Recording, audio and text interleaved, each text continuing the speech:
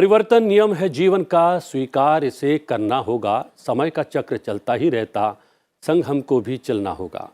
कंटक राह मिलेगी राही, उनमें फूलों को चुनना होगा। चट्टानों सी बाधाएं मिले तो वन पर्वत उनसे लड़ना होगा।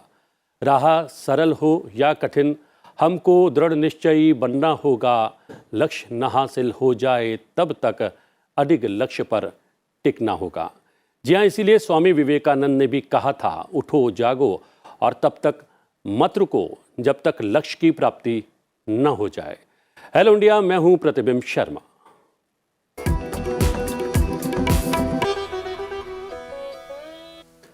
कहते हैं प्रेम की एक ही भाषा होती है, वो प्रेम भले ही परिवार के बीच हो या इंसानों के बीच। यहाँ तक कि बेजुबान जानवर भी प्रेम की भाषा को बाखूबी समझते हैं। प्रकृति ने हमें इंसान के रूप में बनाया है, जिसका सबसे बड़ा गुण करुणा है, प्रेम है, अपनत्व है। और यही भावना हमें बाकी जीवों से श्रेष्ठ बनाती है। अपने इस मानवता के गुण के जरिए कई पशु प्रेमी दूसरों के लिए प्रेरणा बन रहे हैं। बहुत से लोग बेजुबान जानवरों के लिए भोजन और पानी की व्यवस्था करते हैं और ये काम उनकी दिनचर्या का हिस्सा बन चुका है। आज आपको एक ऐसी कहानी बताते हैं जो हमें मानवता की सीख देती है, एक ऐसी कहानी जो हमें प्रेरणा देती है इंसान बनने की। हम इंसान तभी बनते हैं जब हम उनके लिए करुणा का भाव रखें जो बोल नहीं सकते। आइए देखते हैं कर्नाटक मैंगलुरु शहर की रहने वाली रजनी शेट्टी की पशु प्रेम से जुड़ी ये खास रिपोर्ट। इंसान धोखा दे सकता है लेकिन जानवर नहीं। और हाँ, वफादारी के मामले में तो कुत्तों का कोई मुकाबला ही नहीं है। इसके बावजूद सड़कों पर आवारा कुत्तों की भीड़ 2 वक्त की रोटी के लिए न जाने कितने ही चेहरों को ताकती है। बदले में कभी कोई पत्थर फेंक के मारता है तो कोई भगा देता है।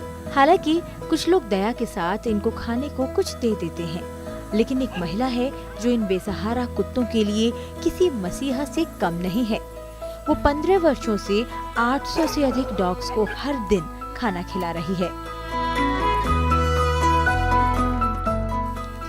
रजनी शेट्टी कर्नाटक के मैंगलुरु शहर की रहने वाली है। यहाँ वो अपने पति और 3 बच्चों के साथ किराए के एक मकान में रहती हैं।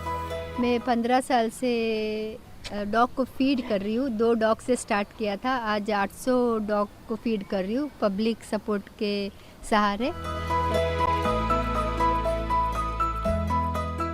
वो घर पर ही दर्जनों कुत्तों, बिल्लियों, खरगोश और पक्षियों की देखभाल करती हैं। साथ ही घायल पशुओं का उपचार भी करती हैं। मुझे इन बेजुबानों से बहुत प्यार है। मैं दिन में 800 कुत्ते को खाना डालती हूँ और मेरे घर पे 30 डॉग है, कैट है, बर्ड है। बहुत सारे ऐसे हेल्पलेस एनिमल मिलते हैं जो मैं उनको घर पे लाके ट्रीटमेंट करती हूँ। 15 साल पहले रजनी ने भूखे और बेबस कुत्तों को कागज खाते हुए देखा था, जिसे किसी ने ऑमलेट खाने के बाद फेंक दिया था। उन्होंने तुरंत उसी दुकान से ऑमलेट खरीदा और उस कुत्ते को खाने को दिया। उसी दिन से उन्होंने बेसहारा कुत्तों को खाना खिलाना शुरू कर दिया। रोज रात को 8 बजे के बाद हम लोग फीडिंग जाते हैं कि किसी को प्रॉब्लम नहीं आए, व्हीकल के वजह से डिस्टरबेंस नहीं हो किसी को भी। वो जानवरों को सिर्फ खाना नहीं खिलाती, बल्कि उन्हें बचाने के लिए कुएं, नदी, नालों और सीवर में भी कूद जाती हैं। इतने वर्षों में उन्होंने 2000 जानवरों को रेस्क्यू किया है, जिनमें डॉग्स, कैट, खरगोश और पक्षी शामिल हैं। यकीनन हमें रजनी जैसे और लोगों की जरूरत है, जिनकी वजह से इंसानियत पर हमारा विश्वास कायम है। जी हाँ, इसी प्रेरणा देने वाली रिपोर्ट के बाद अब बात कर लेते हैं कोरोना की तीसरी लहर और ओमिक्रॉन वेरिएंट को लेकर क्या कुछ हो रहा है। हमारे साथ एक्सपर्ट रहेंगे, उनसे खास चर्चा करेंगे और जानेंगे कि ओमिक्रॉन का फैलाव जितनी तेज़ी से हो रहा है, क्या ये भी डेल्टा जितना ही ख़तरनाक है या नहीं है। किन किन परिस्थितियों में कोविड टेस्ट कराना आवश्यक है और क्या बूस्टर डोज से कोरोना संक्रमण से बचा जा सकता है। हमारे साथ आज इस चर्चा के लिए जुड़ रहे हैं doctor Suryakant, professor respiratory medicine KGMU Lucknow. Doctor Suryakant, बहुत बहुत स्वागत है आपका। एक अच्छा बिंदु ये है डॉक्टर सूर्यकांत की अब सतर्कता डोज की भी शुरुआत हो चुकी है और दूसरी तरफ युवाओं को जो पहली डोज लग रही है उसका प्रतिशत भी बहुत कम समय में 31-32% हो गया है। ये दोनों कितनी संभावनाएं पैदा कर रहे हैं इस कोविड के नए वेरिएंट से लड़ने में? देखिए, 2021 की शुरुआत बहुत अच्छी हुई थी जब 16 जनवरी 2021 को प्रधानमंत्री मोदी जी ने कोविड टीकाकरण का प्रारंभ किया था। आपको याद होगा 16 जनवरी 2021 को। और साल आते आते हमने काफी अच्छी सफलताएं प्राप्त की, लेकिन 9 नवंबर 2021 को साउथ अफ्रीका से एक नया वेरिएंट पैदा हो गया, जिसके कारण पूरी दुनिया फिर चिंतित हो गई, डब्ल्यूएचओ भी चिंतित हो गया और इसीलिए डब्ल्यूएचओ ने 26 नवंबर 2021 को उसका नामकरण किया ओमिक्रॉन। ओमिक्रॉन एक ग्रीक लैंग्वेज से लिया हुआ लेटर है जिसका मतलब होता है काफी क्रिटिकल। तो आप समझ सकते हैं कि डब्ल्यूएचओ ने इसको कितनी गंभीरता से लिया। इसको गंभीरता लेने का प्रमुख कारण है इसकी संक्रामक क्षमता। जी हाँ, अब तक भी कोविड में 2 साल से ऊपर में जितने भी स्ट्रेन आए हैं, जितने भी वेरिएंट आए हैं, सबसे ज्यादा म्यूटेशन इसमें है और सबसे ज्यादा फैलाव यानी संक्रामक जो क्षमता है वो इसी वेरिएंट की है। इसीलिए ये वेरिएंट चर्चा में है और इसीलिए इसका नाम भी वेरिएंट ऑफ कंसर्न रखा गया है। जी। अब देखिए, इस साल की शुरुआत में ही प्रधानमंत्री जी ने दो बड़े तोहफे दिए हैं। एक तो 3 जनवरी से बच्चों का एक सेक्शन का कोविड टीकाकरण प्रारंभ हुआ है 15 से 18 साल के बीच में। बहुत बड़ी संख्या है, लगभग 8 करोड़ की संख्या है देश में 15 से 18 साल के बच्चों की। और यही वो बच्चे हैं जो काफी कुछ घर से बाहर निकलते हैं, चाहे वो घर के काम से हो, अपनी पढ़ाई के काम से हो, या मम्मी पापा घर वालों ने किसी काम से भेजा हो, ब्रेड लाइए, बटर लाइए, दूध लाइए वगैरह वगैरह। तो ये बच्चे काफी वल्नरेबल हैं एक्सपोजर के लिए और इसीलिए इनको प्रायोरिटी बेसिस पे चुना गया है कोविड टीकाकरण के लिए और ये 3 जनवरी से प्रारंभ हो चुका है। और जैसा आपने बताया कि लगभग 1/3 इस उम्र के बच्चों का टीकाकरण पहली डोज का खत्म हो चुका है यानी समाप्त हो चुका है। तो बहुत फास्टेस्ट स्पीड से चल रहा है। दूसरा, लगभग 9 महीने से ऊपर उनको हो चुके हैं कोविड का दोनों डोज लगवाए, जैसे हम doctors, nurses, paramedical staff, frontline workers और 60 साल के ऊपर के बुजुर्ग। अब इनको भी 9 महीने से चूंकि ऊपर हो चुके हैं सेकेंड डोज लगने के बाद भी, आपको याद होगा कि इसी प्रायोरिटी पे वैक्सीनेशन प्रोग्राम 16 जनवरी 2021 को शुरू किया गया था। पहले फ्रंटलाइन वर्कर्स को, इंक्लूडिंग हेल्थ केयर वर्कर्स को, उसके बाद 60+ को। तो इनके 9 महीने ऊपर हो चुके हैं, इसलिए इनको चुना गया है एक प्रिकॉशनरी डोज के लिए, अर्थात उसको बूस्टअप करने के लिए उसकी इम्यूनिटी को। 9 महीने के अंदर देखा गया है कि थोड़ा एंटीबॉडी टाइटर कम हो जाता है, इम्यूनिटी खत्म नहीं होती है। बड़ा कंफ्यूजन फैला रखा है लोगों ने कि 9 महीने के बाद इम्यूनिटी खत्म हो जाती है इसलिए ये डोज लगाई जा रही है। ऐसा बिल्कुल नहीं है जी। मैं आपको बताऊं, कोविड टीकाकरण के बाद 2 तरह की इम्यूनिटी पैदा होती है। एक सेल मीडिएटेड इम्यूनिटी जो काफी लंबे समय तक रहती है और एक एंटीबॉडी मीडिएटेड इम्यूनिटी जो 9 महीने के बाद धीरे धीरे कम हो जाती है। समाप्त बिल्कुल नहीं होती है, इम्यूनिटी रहती है लेकिन थोड़ी क्षीण पड़ जाती है, थोड़ी कमजोर पड़ जाती है। तो उसको थोड़ा ऑगमेंट करने के लिए, उसको बूस्ट करने के लिए बूस्टर डोज की जरूरत होती है और इसीलिए चुना गया है 60 साल के ऊपर के लोगों को और health care workers and frontline workers को, कि उनकी, क्योंकि ये लोग जो है ज्यादा वल्नरेबल हैं। हम डॉक्टर्स, नर्सेस, पैरामेडिकल स्टाफ और फ्रंटलाइन वर्कर्स रोज ही हमें कोविड के मरीजों को देखना है, उनका इलाज करना है, उनसे बातचीत करनी है, उनके पास जाना है। और इसके अलावा 60 साल के ऊपर के लोग हैं, उनकी इम्यूनिटी कमजोर है, खासतौर पर उनकी जिनकी कोई न कोई एक बीमारी भी है। तो ऐसे लोगों को बहुत हाई रिस्क माना जाता है, तो उनकी इम्यूनिटी को हमें बूस्टअप करना जरूरी था और इसीलिए इन लोगों को चुना गया है एक प्रिकॉशनरी डोज से, जो कि आज प्रारंभ हो चुकी है। एक सवाल इसको लेकर मेरे जहन में है, देख रहे हैं कि कुछ लोग नए सिरे से संक्रमित भी हो रहे हैं और उनमें वो लोग भी हैं जिनको दोनों डोज लग गया है और एक साथ में एक मौसमी बुखार भी चल रहा है। अगर किसी को किसी भी तरीके का फीवर रहता है, वो मौसमी बुखार रहता है, तो क्या ये सतर्कता डोज वो लगवा सकता है या फिर उसको रुकना पड़ेगा? देखिए, कोई भी वैक्सीन हो, उसका बेसिक प्रिंसिपल है कि जिस दिन अगर आपकी वैक्सीन की डोज तय है और उस दिन बुखार है तो आप वैक्सीन नहीं लगवा सकते। ये सिर्फ सतर्कता डोज के लिए नहीं है, ये सिर्फ कोविड वैक्सीन के लिए नहीं है।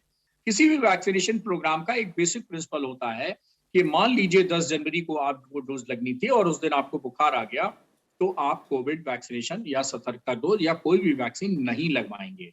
अच्छा। उसको थोड़ा पोस्टपोन कर देंगे डॉक्टर की सलाह से, और जब जी। आप ठीक हो जाते हैं तो लगवा लेंगे। अब प्रश्न ये उठता है कि ये मौसमी बुखार है, कोविड का बुखार है, क्या बुखार है? तो इसके लिए अपने डॉक्टर से सलाह लेनी चाहिए। और अक्सर मैंने कहा कि जैसे हर चमकती चीज सोना नहीं होती, वैसे हर टपकती नाक कोरोना नहीं होती। तो मेरा बहुत पुराना डायलॉग है ये, 2 साल से मैं बोल रहा हूँ। तो इसलिए इसलिए बहुत ज्यादा घबराने की और पैनिक होने की जरूरत नहीं है। जो लोग सिम्टोमेटिक हैं, जिनको बुखार है, खांसी है, सांस लेने में तकलीफ है, लॉस ऑफ टेस्ट है, लॉस ऑफ स्मेल है, डायरिया है, बॉडी एक है, अचानक उनको लगने लगा है कि आज मेरी तबीयत नासाज है, गड़बड़ है, तो ऐसे लोगों को डॉक्टर की सलाह लेनी चाहिए। और डॉक्टर ही डिसाइड करेगा कि आपको साधारण फ्लू है या आपको कोविड हो सकता है, और आपको टेस्ट कराने की जरूरत है या नहीं जरूरत है। तो स्वयं एक सिम्टम्स निर्णय की ना लें, बात एक करें, बार अगर बात करें एक सिम्टम्स की बात करें तो उसमें खांसी हो जाती है, लेकिन खांसी का भी प्रकार अलग अलग होता है। तो किस तरीके की खांसी हो तो आपको संक्रमण हो सकता है कोविड का, और दूसरी तरीके की हो तो संक्रमण नहीं होता है? क्या इसमें भी कुछ भेद है? कुछ आप इसके बारे में प्रकाश डाल सकते हैं इस विषय पर? देखिए, ये 2 तरह के, एक तो जो पुराना कोविड है, यानी पुराने कोविड के जो वेरिएंट है, उसमें बुखार, खांसी, सांस लेना, ये क्लासिकल ट्रायड हुआ करता था। जी। साथ में जब सेकेंड वेव आई तो फिर loss of taste, loss of smell और डायरिया, ये चीजें भी जुड़ गई। फिर बॉडी एक, फटीग, ये भी जुड़ गया। तो मैं आपको बहुत क्लियर कर दूं कि जो चीज एकदम अचानक, कल तक बिल्कुल ठीक थे और आज 101 बुखार आ गया, तो ये इंडिकेट करता है कि आपको कोविड हो सकता है। कल तक आप बिल्कुल ठीक थे और सूखी खांसी आने लगी, तो इंडिकेट करता है कि आपको कोविड हो सकता है। कल तक आप बिल्कुल ठीक थे और आपका ऑक्सीजन सैचुरेशन आज डिप होने लगा। कल तक आप बिल्कुल ठीक थे और पूरे शरीर में अचानक बॉडी एक होने लगा। कल तक आप बिल्कुल ठीक थे, अब आप स्मेल नहीं, खुशबू नहीं सूंघ पा रहे हैं, आपको टेस्ट नहीं आ रहा है, तो ये कोविड हो सकता है। बल्कि मैं दूसरी तरफ ये कहूं कि बहुत से ऐसे लोग हैं जो इस बदलते मौसम में, सर्दी के मौसम में, जिनका पिछले ट्रैक रिकॉर्ड अपना देखें, हर साल, चाहे वो 22 हो, 21 हो, 20 हो, 19 हो, 18 हो, 2017 हो, आप देखिए सबका, उनका दिसंबर जनवरी के महीने में नाक बहता ही बहता है, गला खराब होता ही होता है। 6 करोड़ लोग जो है हमारे देश में, उनको अस्थमा या दूसरी अन्य सांस की बीमारी है, उनकी सांस बढ़ जाती है जी। थोड़ी इस मौसम में। तो जो पहले से इस तरह से प्रभावित हैं और इस मौसम में भी पिछले सालों की तरह उनको लक्षण आ रहे हैं, उन्हें घबराने की कोई जरूरत नहीं है।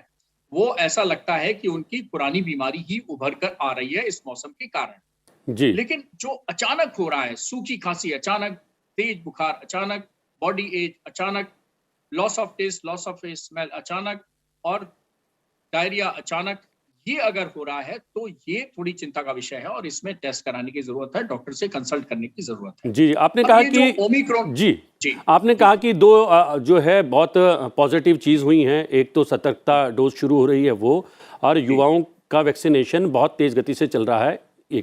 एक और जानकारी है, कुछ दवाएं भी आई हैं जो आप अगर संक्रमित हो जाते हैं, आपको कोरोना आपको घेर लेता है, उसको भी ठीक कर लेता है। वो एक कैप्सूल भी आया है, शायद 5 दिन उसकी डोज लेनी पड़ती है।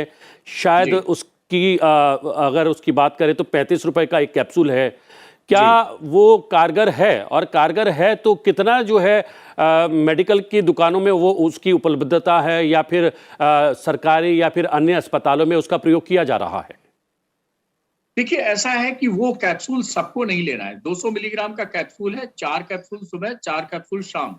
अच्छा। यानी 8 कैप्सूल रोज लेने हैं और 5 दिन लेने हैं। तो 40 कैप्सूल का पूरा एक शेड्यूल है।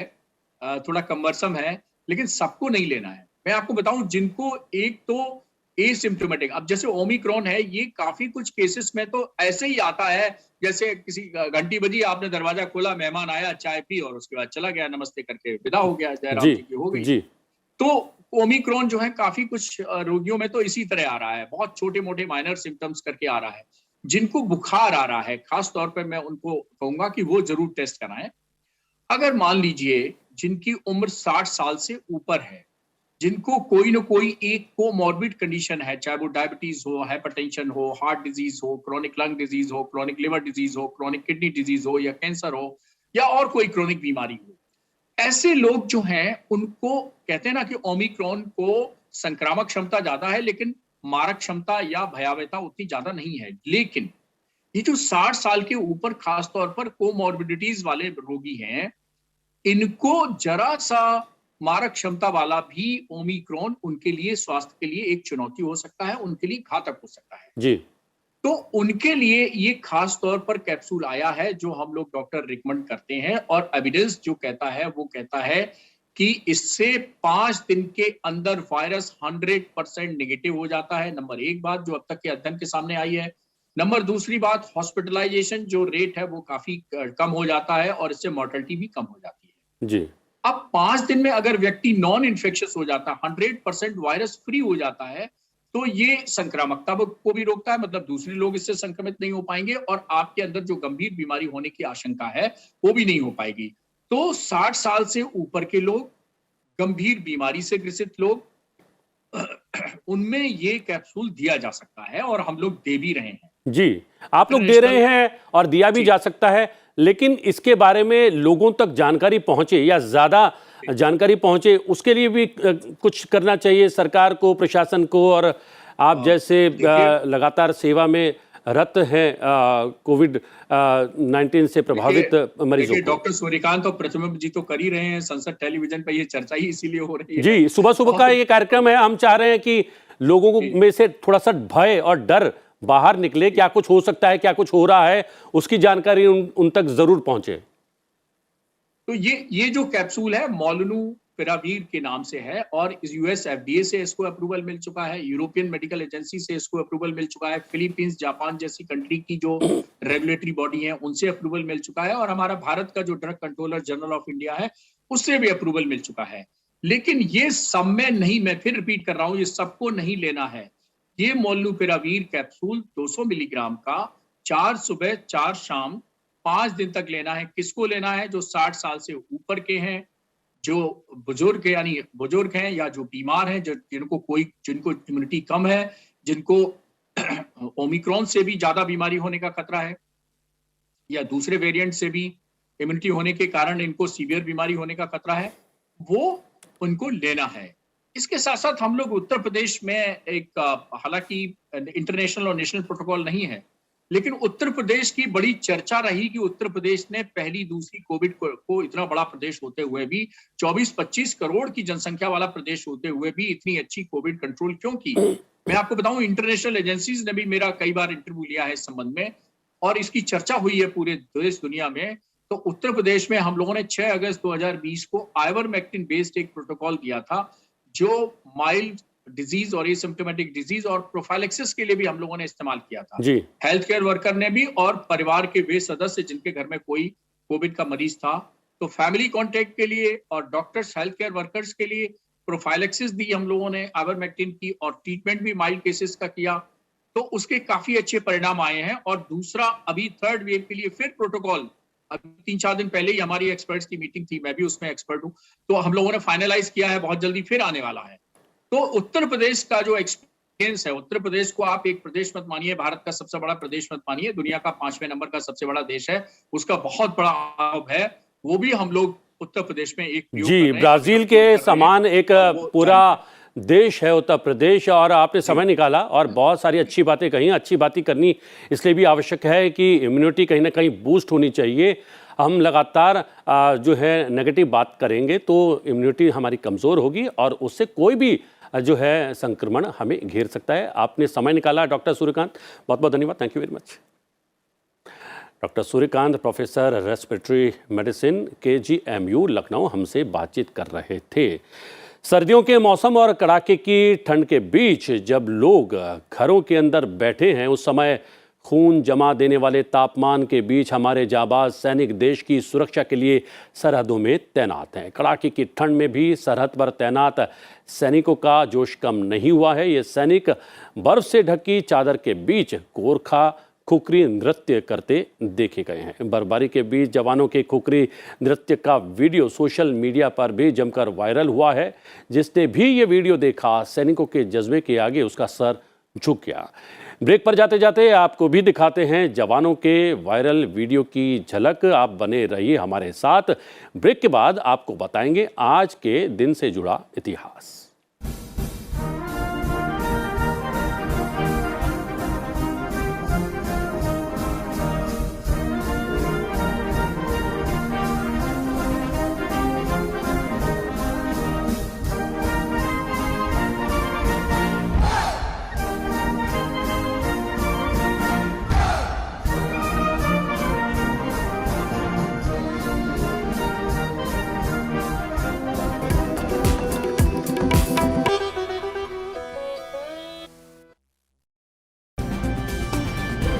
करीब 29,925 केसेस रिपोर्ट हो रहे हैं। केस पॉजिटिविटी करीब 2.6% पिछले एक हफ्ते में नोट की गई है।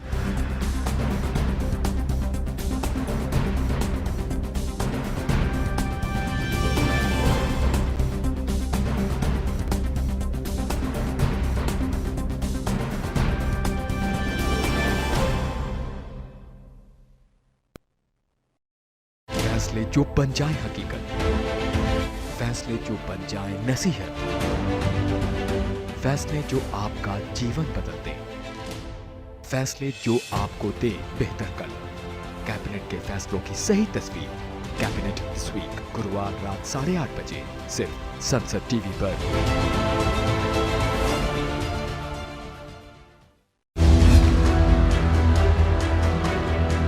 बात जो आप जानना चाहें,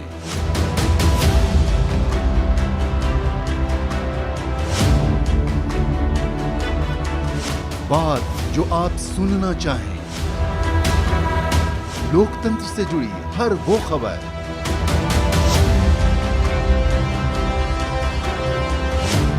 जिसका सरोकार होता है आपसे।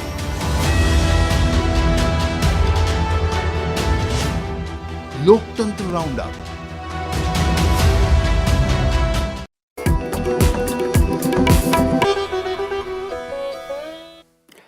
हेलो इंडिया, ब्रेक के बाद आपका एक बार फिर से स्वागत है और अब बात आज के इतिहास की है। आइए जानते हैं आज के दिन से जुड़े इतिहास के बारे में और आपको बताते हैं कि इतिहास के पन्नों में 11 जनवरी के नाम क्या खास घटनाएं दर्ज हैं। 11 जनवरी वर्ष 1966 में लाल बहादुर शास्त्री का निधन हुआ। शास्त्री जी भारत के दूसरे प्रधानमंत्री रहे। उनकी साफ सुथरी छवि के कारण शास्त्री जी को 9 जून 1964 में देश का प्रधानमंत्री बनाया गया। शास्त्री जी को काशी विद्यापीठ से शास्त्री की उपाधि प्राप्त हुई। उनके नेतृत्व में भारत ने 1965 की जंग में पाकिस्तान को करारी शिकस्त दी। उन्होंने जय जवान जय किसान का नारा दिया। शास्त्री जी को सादगी, देशभक्ति और ईमानदारी के लिए मरणोपरांत भारत के सर्वोच्च नागरिक सम्मान भारत रत्न से सम्मानित किया गया। 11 जनवरी वर्ष 2008 में एडमंड हिलेरी का निधन हुआ। वर्ष 1953 में एडमंड हिलेरी और शेरपा तेंजिंग नोर्गे एवरेस्ट की चोटी पर पहुंचने वाले पहले व्यक्ति थे। इस कीर्तिमान के बाद उन्होंने एक और कीर्तिमान को छुआ। वर्ष 1958 में एडमंड हिलेरी दक्षिणी ध्रुव पर पहुंचे। न्यूजीलैंड के सर्वाधिक लोकप्रिय सर हिलेरी का चित्र न्यूजीलैंड के $5 के नोट पर भी अंकित किया जाता है। हिलेरी को ब्रिटेन में नाइटहुड की पदवी से सम्मानित किया गया। 11 जनवरी वर्ष 2009 में फिल्म स्लमडॉग मिलियनेयर को गोल्डन ग्लोब अवार्ड मिला। फिल्म को यह पुरस्कार 66वें गोल्डन ग्लोब अवार्ड्स में मिला। इस फिल्म के लेखक भारत के पूर्व राजनयिक विकास स्वरूप हैं। फिल्म उनके उपन्यास Q&A पर आधारित है। इसका निर्देशन डेनी बॉयल ने किया। फिल्म में अनिल कपूर, सौरभ शुक्ला, महेश मांजरेकर, इरफान खान, देव पटेल और फैद्रा पिंटो समेत कई भारतीय कलाकारों ने काम किया। इस फिल्म ने 8 अलग अलग वर्ग में फिल्म जगत का सबसे बड़ा पुरस्कार ऑस्कर भी जीता। इतिहास के बाद अब नजर डालते हैं संसद टीवी पर आज प्रसारित होने वाले कार्यक्रमों पर। हेलो इंडिया के बाद 9:30 बजे हमारा विशेष कार्यक्रम इकोनॉमिक सूत्र, 10 बजे 75 ईयर्स आज़ादी का अमृत महोत्सव, दोपहर 3 बजे कोरोना अपडेट, शाम 7 बजे मुद्दा आपका, शाम 7:30 बजे संसद संवाद, रात 8 बजे आज की खबर और रात 8:30 बजे हेल्दी इंडिया, रात 9:30 बजे पर्सपेक्टिव, रात 10 बजे बिल्स एंड इनसाइट।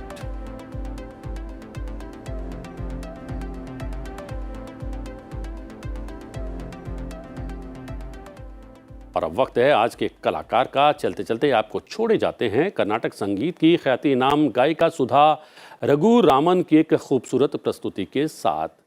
मुझे दीजिए अपनी टीम के साथ आज्ञा। नमस्कार।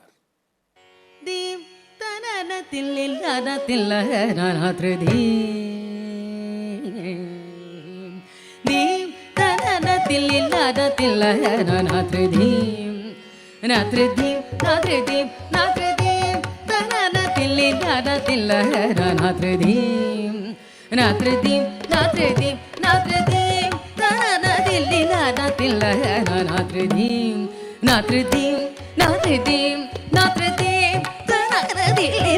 नात्रदीम नात्रदीम नात्रदीम नात्रदीम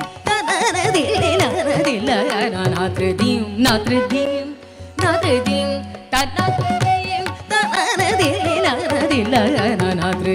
नात्रदीम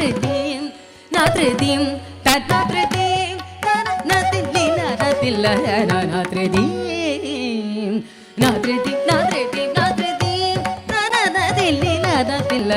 नात्रदीम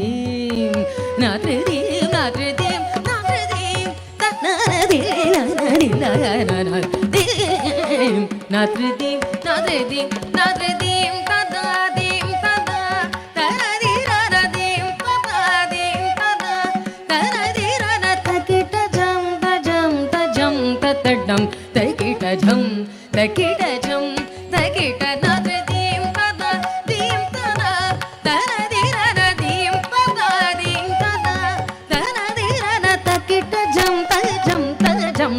तनम तकीट झम झम तकीट झम झम झम तकीट नात्रदीम नात्रदीम नात्रदीम नात्रदीम नात्रदीम